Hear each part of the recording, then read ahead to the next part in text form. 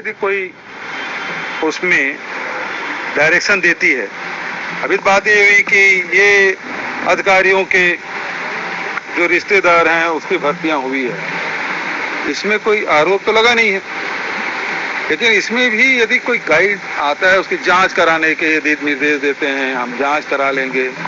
यदि उसके और कोई निर्देश देते हैं वो कार्रवाई कर लेंगे। न्यायालय हमको निर्देश करें, हम वो सब काम करेंगे।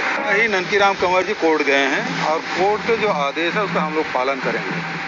2003 में पीएससी भर्ती में इन्हीं शासन काल में हुआ था और 2016 में फैसला आया था कि मेरिट लिस्ट में गड़बड़ी हुई है वर्षा डोंगरे के केस में, और उसके बाद तत्कालीन सरकार सुप्रीम कोर्ट गई और आज तक का फैसला अपेक्षित है।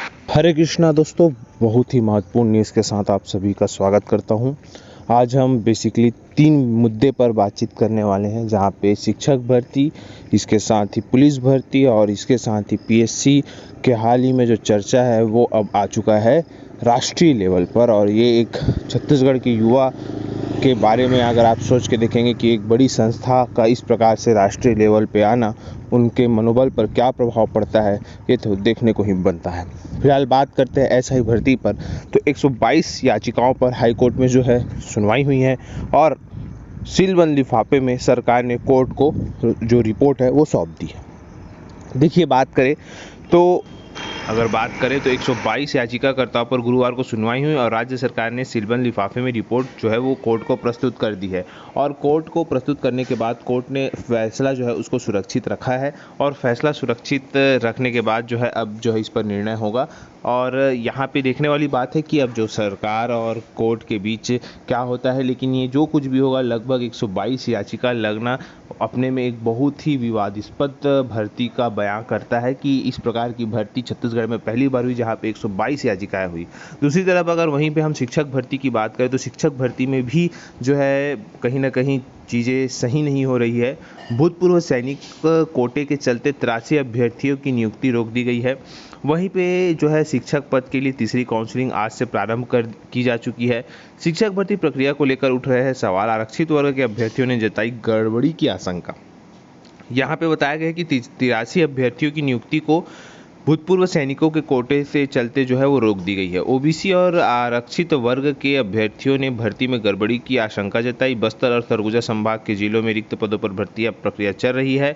ओबीसी वर्ग के अभ्यर्थियों ने भर्ती प्रक्रिया को लेकर शिकायत दर्ज कराई है, जिसमें कहा गया है कि ओबीसी वर्ग के 83 अभ्यर्थियों की काउंसलिंग के बाद स्कूल आवंटित कर दिए गए, परंतु अब तक नियुक्ति पत्र प्रदान नहीं किया गया है। तो ये एक बहुत बड़ी समस्या है। तो तीसरी तरफ अगर हम बात करें तो पूर्व मंत्री रहे ननकीराम कंवर ने जो सीजीपीएससी के अभी हाल ही में विवादास्पद जो चीज़ें चल रही है उस पर सीबीआई की जांच की मांग की है।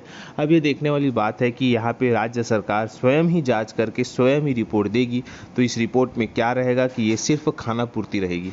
अब फिलहाल देखने वाली बात है, लेकिन जो कुछ भी होगा इस प्रकार की भर्तियां छत्तीसगढ़ में कंटिन्यू जो है विवादास्पद जो है भर्तियां हो रही, चाहे हम पुलिस भर्ती की बात करें, शिक्षक भर्ती की बात करें या सीजीपीएससी की भर्ती की बात करें, चाहे हम व्यापम की भर्ती की बात करें, कंटिन्यू हर भर्तियों में कहीं ना कहीं कोर्ट केस विवादास्पद चीज़ें चल रही है, जहाँ पे भर्तियों को शालीनता तरीके से जो है वो संपन्न होना चाहिए, लेकिन कहीं ना कहीं पूरी भर्तियों पर कहीं ना कहीं। तो वहीं दूसरी तरफ राष्ट्रीय न्यूज़ चैनलों में भी अब सीजीपीएससी पर आरोप लग रहे हैं कि स्कैम हुए हैं सीजीपीएससी में, और उसकी जो एक रिपोर्ट है वो कहीं ना कहीं एक राष्ट्रीय न्यूज़ चैनल है, जाना माना राष्ट्रीय न्यूज़ चैनल है, वहाँ पे आप देख सकते हैं। आप देखिएगा किस प्रकार से इस प्रकार की जो खबरें हैं वो राष्ट्रीय न्यूज़ चैनलों में आ रही है और कहीं ना कहीं ये एक अभ्यर्थियों के मन में हतोत्साहित कर सकती है। देखिए रिपोर्ट।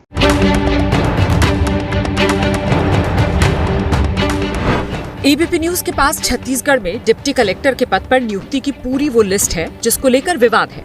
इस लिस्ट में कई नाम ऐसे जिनकी वजह से छत्तीसगढ़ लोक सेवा आयोग सवालों के घेरे में है।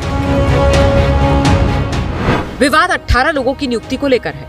मंगलवार को बिलासपुर हाईकोर्ट में हुई सुनवाई के बाद कोर्ट ने नियुक्ति रोकने का आदेश दिया, जिसके बाद भूपेश बघेल की सरकार ने विवादित 18 लोगों की नियुक्ति अगले आदेश तक के लिए रोक दी। मुख्यमंत्री भूपेश बघेल के साथ जिस शख्स को आप देख रहे हैं वो छत्तीसगढ़ लोक सेवा आयोग के चेयरमैन टामन सिंह सोनवानी है। और आरोप है इन्हीं सोनवानी के परिवार से 1-2 नहीं बल्कि पूरे 5 लोगों की नियुक्ति पीएससी में हो गई। इसमें टामन सिंह के बेटे नितेश, बहू निशा की नियुक्ति डिप्टी कलेक्टर के पद पर हुई। बड़े भाई के बेटे साहिल को डीएसपी, भाई की बहू दीपा को आबकारी अधिकारी, बहन की बेटी सुनीता को श्रम अधिकारी बनाया गया है। आरोप लग रहा है कि सरनेम जानबूझकर छिपाया गया ताकि भेद न खुल सके, लेकिन सरनेम ने ही पूरा खेल खोल दिया। और बात सिर्फ चेयरमैन के परिवार तक होती तो समझ में आता कि रसूख का फायदा उठाकर घोटाले को अंजाम दिया गया, लेकिन इस डिप्टी कलेक्टर के पद पर 13 और नियुक्तियां हुई जो घोटाले के शक के दायरे में हैं। टीवी स्क्रीन पर ये 2 तस्वीरें नेहा खलको और निखिल खलको की, जो कि राज्यपाल के सचिव अमृत खलको की बेटी और बेटे हैं। आरोपों के मुताबिक डिप्टी कलेक्टर के पद पर जिन लोगों की नियुक्ति में गड़बड़ी है, उनमें राज्यपाल के सचिव अमृत खलको की बेटी नेहा खलको, राज्यपाल के सचिव अमृत खलको के बेटे निखिल खलको, कांग्रेस नेता के ओएसडी के रिश्तेदार की बेटी प्रज्ञा नायक, कांग्रेस नेता के ओएसडी के रिश्तेदार के बेटे प्रखर नायक, कांग्रेस नेता के ओएसडी के साधु की बेटी खुशबू बिजोरी, कांग्रेस नेता सुधीर कटियार के दामाद शशांक गोयल, कांग्रेस नेता सुधीर कटियार की बहू भूमिका कटियार, कांग्रेस नेता राजेंद्र शुक्ला के बेटे स्वर्णिम शुक्ला, इन सब के नाम शामिल हैं।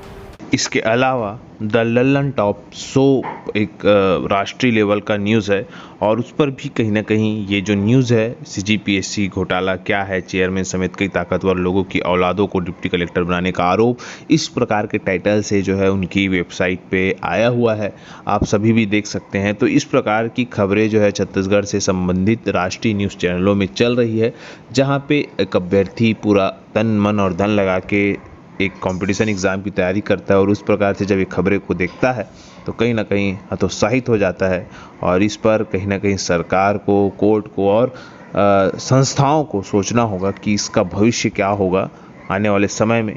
आप लोग क्या समझते हैं, क्या चीज़ें, नीचे कमेंट करके ज़रूर बताइएगा।